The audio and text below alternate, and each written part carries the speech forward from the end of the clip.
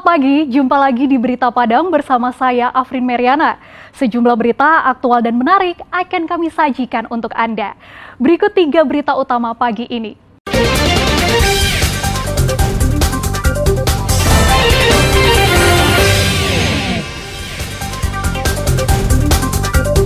"12 ruko terbakar di Kiliran Jao. Seorang penggali pasir coba perkosa murid sekolah dasar. Warga Padang Pariaman punya tradisi unik saat melepas jemaah yang akan berangkat haji.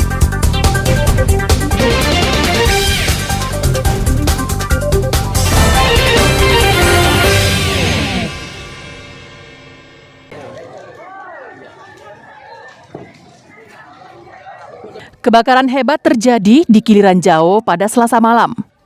Dalam waktu singkat, 12 petak toko musnah dilalap si jago merah.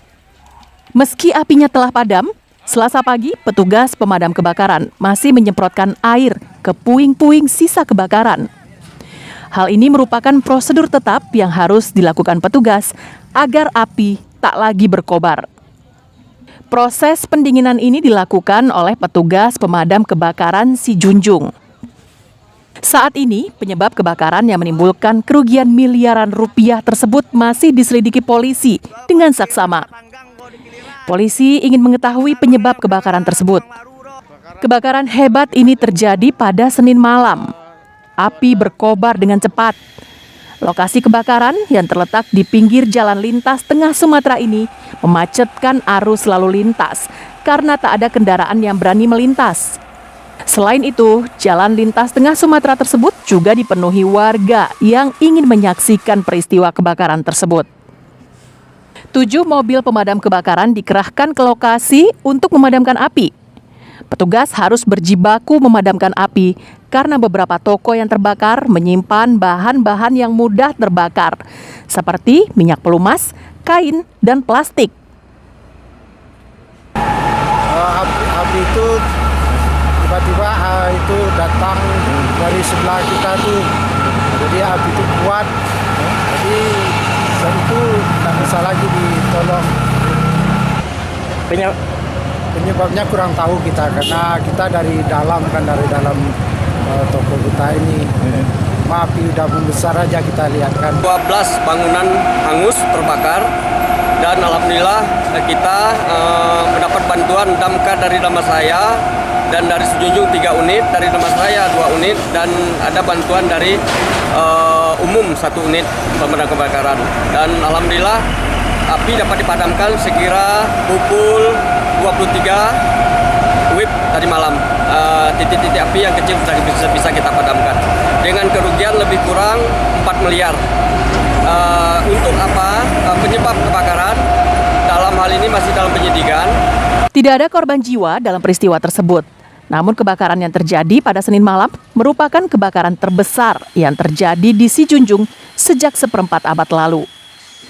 Eko Pangestu melaporkan dari Si Junjung.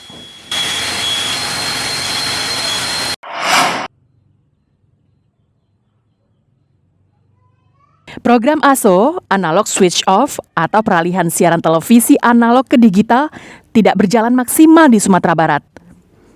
Di Kota Padang saja misalnya, diperkirakan hanya 25% daerah di ibu kota provinsi ini yang terjangkau siaran televisi digital. Seperti yang dirasakan Oyon, warga Kecamatan Nanggalo, Kota Padang. Beberapa waktu lalu, ia sudah melengkapi televisinya dengan alat penangkap siaran digital. Namun setelah dipasang, hanya beberapa siaran saja yang bisa diterimanya dengan baik.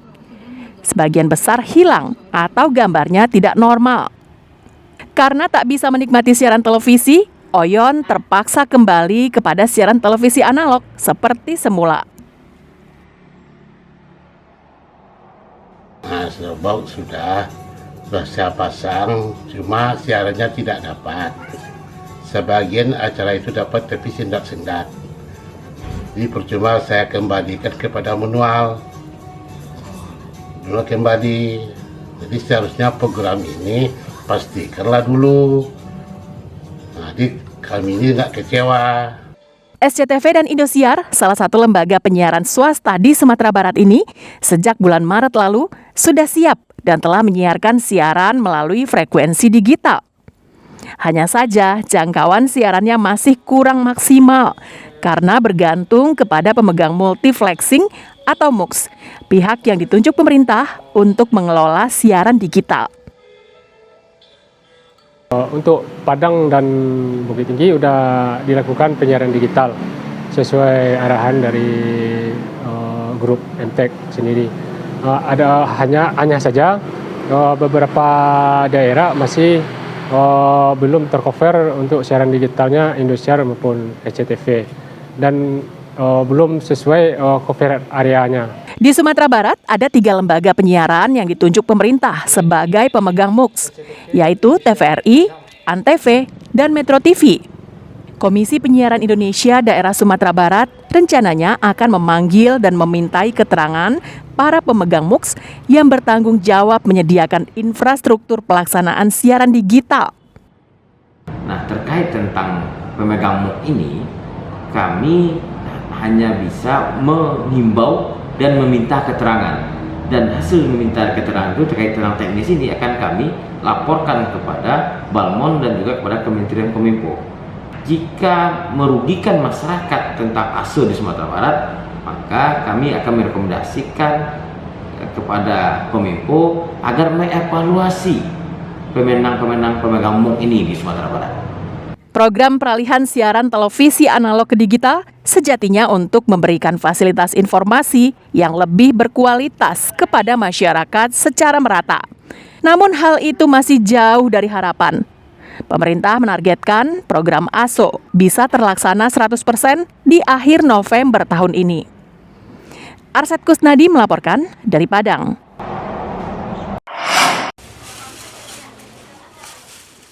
Dalam 1 pekan terakhir, harga telur ayam di Pasaraya Padang merangkak naik. Harga telur ayam yang biasanya Rp5.000 per papan, saat ini dijual Rp55.000 per papan, berdasarkan pemantauan pada Selasa pagi. Selain telur ayam buras, telur bebek juga mengalami kenaikan.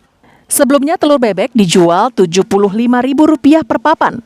Saat ini naik Rp5.000 menjadi Rp80.000 per papan. Kenaikan harga telur ini justru menurunkan omset pedagang hingga 50% karena warga mengurangi jumlah telur yang dibelinya. Menurut pedagang telur, naiknya harga telur disebabkan oleh naiknya harga pakan unggas ini yang telah berlangsung selama 10 hari. Saat ini pedagang telur mempunyai persediaan yang banyak karena daya beli masyarakat yang menurun tajam. 55 satu lapinya. Sebelumnya berapa, Bu?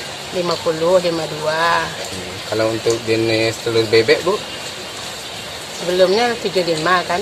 Nah, sekarang 80. 80. Untuk orang membeli gimana, Bu? Per butirnya 3.000. Enggak berpengaruh enggak terhadap omsetnya karena naiknya? Berpengaruh. Meski tak menjadi bahan pokok, namun keberadaan telur di setiap rumah merupakan hal yang wajib. Seorang warga mengaku dirinya terpaksa mengurangi jumlah telur yang dibeli setiap belanja ke pasar. Ya, karena telur mahal biasanya beli 1 lapis, sekarang beli 10 aja. Harga telur naik terus. Ya. Sebelumnya Ibu belinya harganya berapa, Bu? Sebelumnya beli harganya cuma 52, sekarang 60. 60 Ibu ya? Ya, 60. Terus karena mahal ya beli 10 aja lah. Ini dikonsumsi untuk dimasak atau dijual lagi nih, Bu? Itu dimasak aja.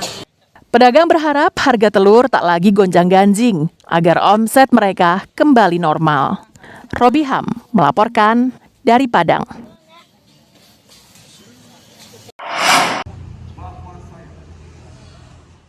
Menjelang pelantikan, 47 siswa pendidikan pembentukan Bintara, Sekolah Polisi Negara Polda Sumatera Barat, mengikuti latihan kerja di Polres Bukit Tinggi.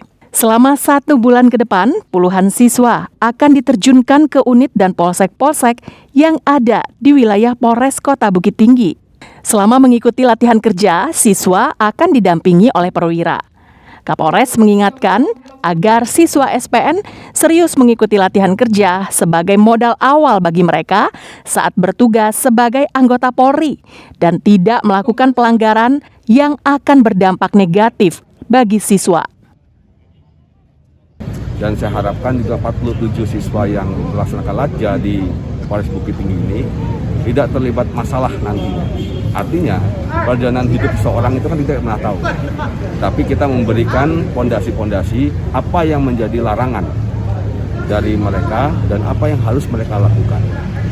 Inilah untuk bekal mereka ke depan, sehingga mudah-mudahan mereka menjadi pion-pion Polri yang dibanggakan oleh institusi ini.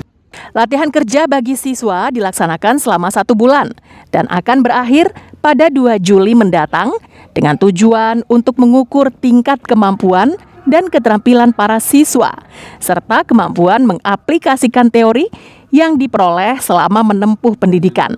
Dina Amrina melaporkan dari Bukit Tinggi. Saya tanya dulu.